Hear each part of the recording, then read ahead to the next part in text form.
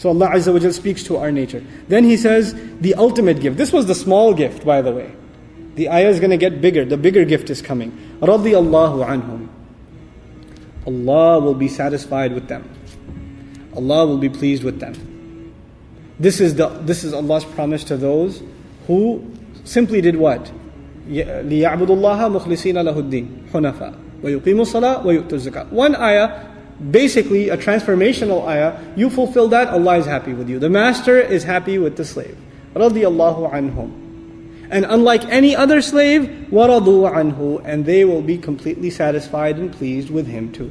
Rida in Arabic means to be pleased with someone to the point where you have no complaints. You have no issues left.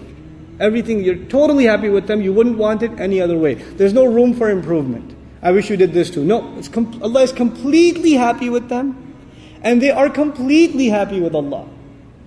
Your kids even are never completely happy with you, even when you buy them stuff. Right? There's always something more you could have bought for them. Your wife is never completely happy with you. Your husband is never completely happy with you. Your parents are definitely never completely happy with you. Right?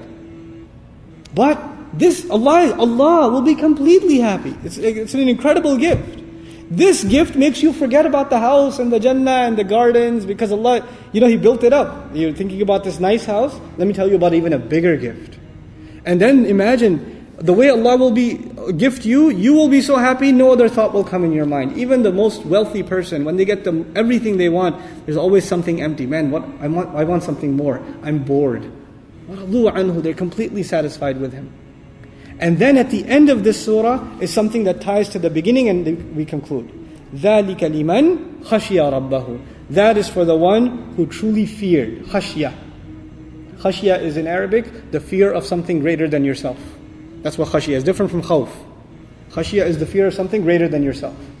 That is for the one who truly feared his master. Khashya rabbahu.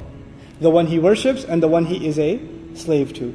The surah began with a discussion of how the world was fragmented. Munfakeen. The world was not going to be brought, these lines were not going to be drawn until Al-Bayyinah came. We started in the beginning talking about how when this revelation came, this revelation that came down in the night of power, how powerful the revelation itself was, that the world was divided into the people of La ilaha illallah and everybody else. The world was divided. But who were these people? Who truly feared their master. We said this in the beginning, I'll just reiterate it and I'm done. The word munfakina in the first ayah, لم يكن الذين كفروا من أهل الكتاب والمشركين منفكين حتى تأتيهم البينة.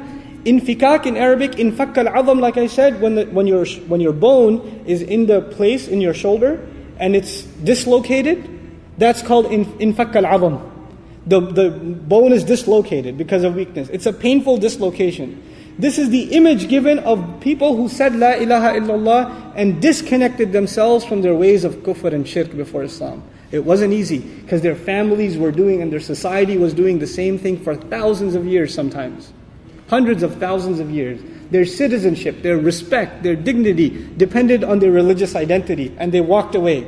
They dislocated themselves from their religious identity when Bayyinah came, when this true, completely undeniable proof came. This is because they did not fear what's going to happen in that society.